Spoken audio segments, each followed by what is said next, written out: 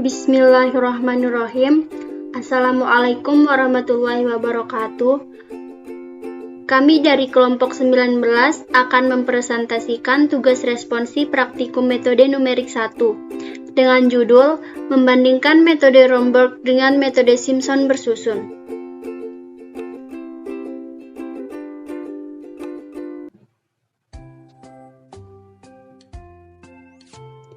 Dengan dosen pengampu Bapak Dr. Julan Hernadi MSI serta asisten dosen Mas Heriawan SSI. Tugas ini disusun oleh Dwi Safitri Nurul Gita, Alba Korina Fahranadin Zahara, dan Dias Regita Prameswari.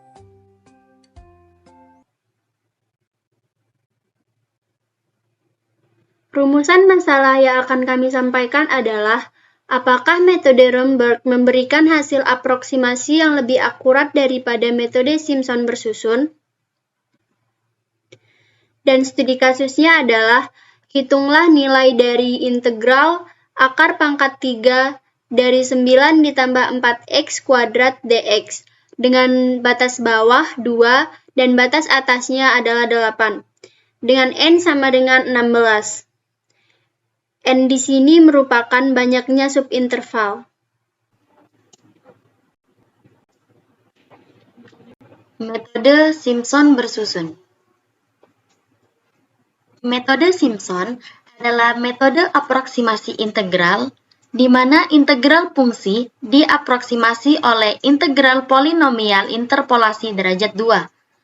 Nah, untuk menginterpolasi integral derajat 2, kita membutuhkan 3 absis, yaitu x0 sama dengan A, x1 sama dengan A plus B per 2, dan x2 sama dengan B.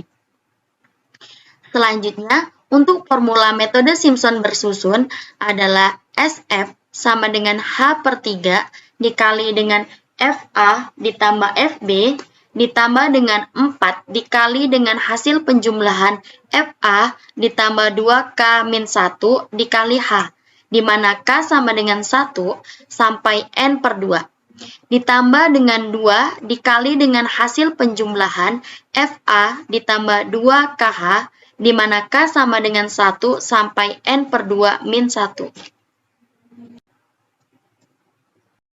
Selanjutnya, kita masuk ke dalam algoritma metode Simpson bersusun. Yang pertama, kita definisikan dahulu Y sama dengan Fx. Yang kedua, kita tentukan batas bawah sebagai A dan batas atas integrasi sebagai B. Yang ketiga, kita tentukan jumlah pembagi N. Dan yang keempat, hitung lebar segmen H sama dengan B min A per N. Untuk yang terakhir, kita masuk ke rumus, kita hitung SF sama dengan H per 3 dikali dengan FA ditambah FB ditambah 4 dikali dengan hasil penjumlahan FA ditambah 2K min 1 dikali H, di mana K sama dengan 1 sampai N per 2, ditambah 2 dikali dengan hasil penjumlahan FA ditambah KH, di mana K sama dengan 1 sampai N per 2 min 1. Kemudian ini ada M file dari metode Simpson bersusun. Yang pertama kita lihat ada function S sama dengan Simpson bersusun ABN. Nah, ABN di sini sebagai input. A dan B adalah batas integral. A adalah batas integral atas dan B adalah batas integral bawah. Kemudian ada N. N di sini adalah banyaknya subinterval. Kemudian ada H sama dengan B min A per N. H adalah panjang jarak interval. Dan X sama dengan adalah sintak untuk mendefinisikan partisi seragam. Seterusnya ada fungsi if. Fungsi if di sini untuk mengecek N genap. Jadi, jika kita masukkan N ganjil, maka akan muncul error. Selanjutnya ada not underscore ganjil sama dengan, itu untuk mengumpulkan not dengan indeks ganjil. Kemudian sintaks not underscore genap sama dengan, itu untuk mengumpulkan not dengan indeks genap. Kemudian kita masukkan rumus metode Simpson bersusun ke dalam MATLAB dengan bentuk array seperti ini. X sama dengan H/3 dikali V val pun A ditambah V val pun B ditambah 4 dikali sum V val pun not ganjil ditambah 2 dikali sum V val pun not genap. Kemudian kita deskripsikan fungsi yang akan kita integralkan, yaitu Y sama dengan fun X, di mana Y sama dengan 9 ditambah 4X kuadrat dipangkatkan dengan 1/3. Baiklah, berikut ini saya akan menjelaskan simulasi dari metode Simpson bersusun. Dapat teman-teman lihat, ini adalah M-file untuk menjalankan metode Simpson bersusun. Pada M-file ini digunakan fungsi yaitu Y sama dengan 9 plus 4X kuadrat dipangkatkan 1/3. Kemudian, fungsi pada jendela editor ini akan kita run agar muncul di jendela command window.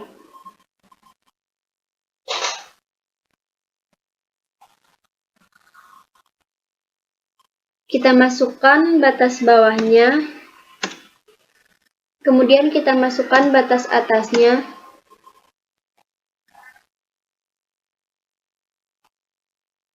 Selanjutnya kita masukkan banyak subintervalnya.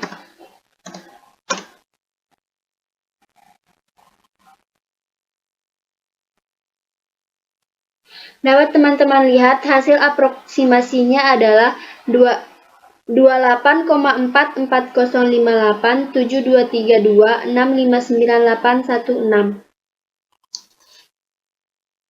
Kemudian kita akan mencari nilai eksaknya.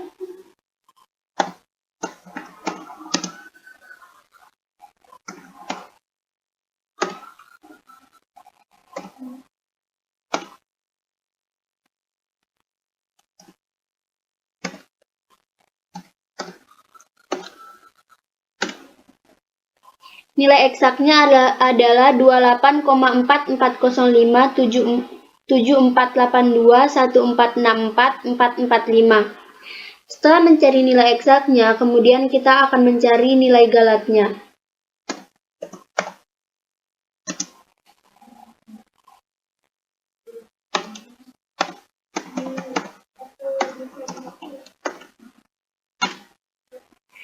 Nah, dapat teman-teman lihat ini hasil nilai galat dari metode Simpson. Lalu berikutnya akan dijelaskan mengenai metode Romberg.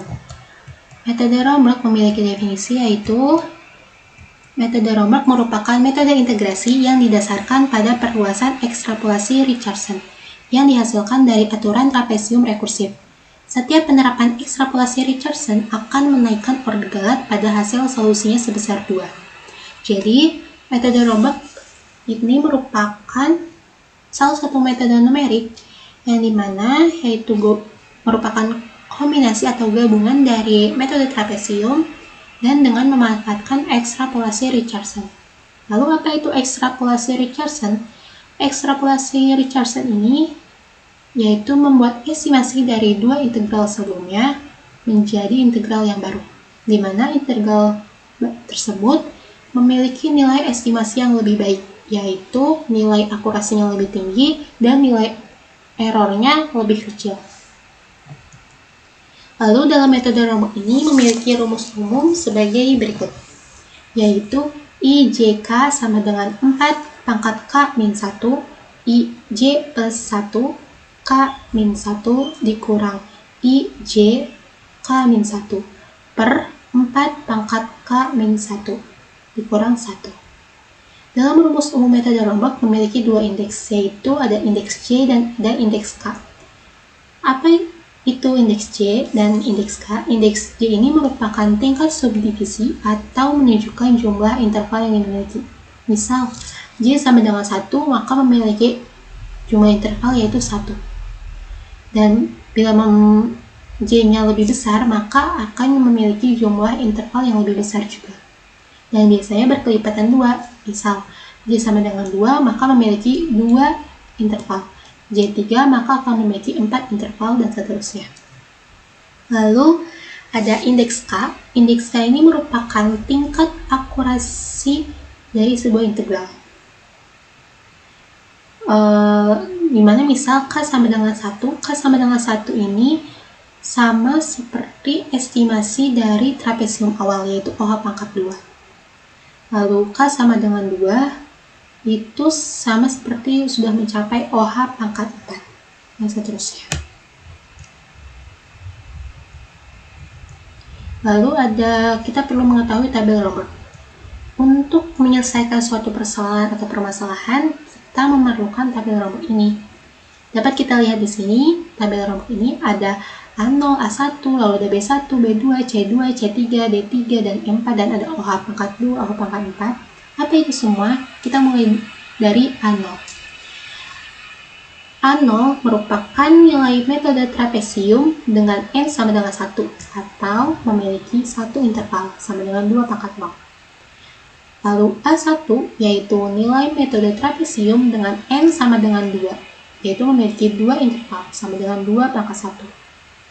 Lalu A pangkat 2 yaitu nilai metode trapesium dengan N sama dengan 4, yaitu memiliki interval sama dengan 2 pangkat 2.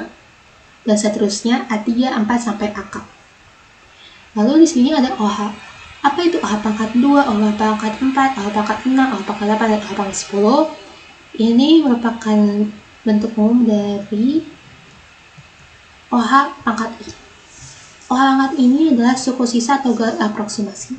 Semakin besar I, maka kesalahan error atau semakin kecil. Jadi dapat disimpulkan bahwa semakin besar pangkatnya, maka kesalahan atau error ini semakin kecil atau semakin rendah. Lalu untuk kolom berikutnya yang setelah A ini kita lihat ada kolom yang terdiri dari B1, B2, B3, dan B4. Ini memiliki rumus BK sama dengan AK plus AK dikurang AK min 1 per 2 pangkat 2 min 1. Lalu kolom berikutnya yang C memiliki rumus CK sama dengan BK plus BK min 1 per 2 pangkat 4 min 1. Yang berikutnya D, D3, D4 sampai DK memiliki rumus BK sama dengan CK plus CK dikurang CK min 1 per 2 pangkat 6 dikurang 1. Lalu kolom berikutnya ada M4 sampai EK memiliki rumus EK sama dengan DK plus DK dikurang DK min 1 per 2 pangkat 8 min 1. Untuk menggunakan tabel Romberg ini, kita juga perlu memperhatikan urutannya dengan dimulai dari menghitung nilai A. A0, A1 sampai AK ini menghitungnya dengan menggunakan rumus metode trapesium.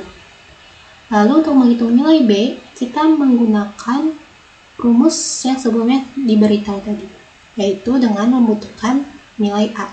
Misal kita ingin menghitung nilai B1, maka kita menemukan nilai A0 dan A1. Lalu untuk menghitung nilai B2, maka kita memerlukan nilai A1 dan A2. Sampai seterusnya sampai beta. Sama untuk menghitung nilai C, nilai D, dan nilai E. Misal kita ingin menghitung nilai C2. Untuk menghitung nilai C2, maka kita memerlukan nilai B1 dan B2. Lalu untuk menghitung nilai D3, maka memerlukan nilai C2 dan C3. Sampai seterusnya, dan akhirnya tersisa 1. Yang di tabel ini kita lihat ada E4 yang tersisa 1. Di mana E4 ini merupakan nilai Romberg yang dimana memiliki nilai estimasi yang lebih baik, yaitu nilai akurasinya lebih tinggi dan nilai errornya lebih rendah atau lebih kecil. Lalu ada algoritma metode Romberg. Algoritma metode Romberg ini, pertama kita mulai dengan mendefinisikan fungsi fx, lalu menentukan batas atas, batas bawah, dan n, lalu menentukan h, dan menggunakan formula metode Romberg. Dan di sini di sebelah kanan dapat dilihat ada sebuah empal dari metode Romberg. F di sini yaitu untuk mendefinisikan fungsi fx-nya, lalu A untuk menginput nilai A atau batas atas, B untuk menginput nilai B atau batas bawah, N menginput nilai N-nya atau subinterval, lalu ada H untuk menghitung segmennya, dan berikutnya itu untuk menyiapkan vektor kosong sebesar N plus 1. Lalu di sini ada F print F dalam kurung integration table, itu bila misal Liran akan menghasilkan output yaitu hasil dari metode Romberg yang dimana akan berbentuk tabel Romberg. Lalu ada for yang akan dilakukan sebanyak is sama dengan 2 sampai n. Lalu ada sum sama dengan 0. Lalu ada ini for dengan dilakukan sebanyak k sama dengan 1 sampai 2 pangkat i min 2. Sum plus f a plus k dikurang 0,5 plus h. N. Lalu ada r 2,1 sama dengan r 1,1 plus h kali sum dibagi 2. Lalu ada for y dilakukan sebanyak y sama dengan 2 sampai i. 1 sama dengan 2 pangkat 2 kali j min 1. Lalu r2, j sama dengan r2, j min 1 plus r2, j min 1 dikurang r1, j min 1. Dismiring 1 dikurang 1. Lalu ada for k yang akan dilakukan sebanyak k sama dengan 1 sampai i. Lalu ada f print untuk menghasilkan nilainya. Lalu ada n, f print dari keseluruhannya. Lalu ada h sama dengan h per 2 atau h bagi 2 itu melanjutkan menghitung segmennya. Lalu ada for j dilakukan sebanyak j sama dengan 1 sampai i. R 1, j sama dengan R2, j. Lalu N dan N selesai. Kemudian saya akan menjelaskan simulasi metode Romberg. Nah, ini adalah M-filenya untuk menjalankan metode Romberg. Pada M-file ini digunakan fungsi yaitu 9 ditambah 4x kuadrat dipangkatkan 1/3. Kemudian, fungsi pada jendela editor ini akan kita run agar muncul di jendela command window. Kita masukkan batas bawahnya, kemudian kita masukkan batas atasnya. Setelah itu kita masukkan banyaknya subinterval. Dapat teman-teman lihat, hasil aproksimasinya adalah 28,44057472.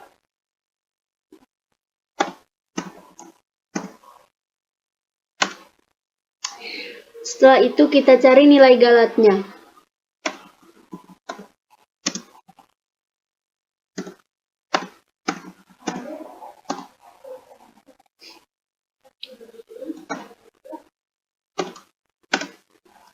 Nah, ini hasil nilai galat dari metode Romberg.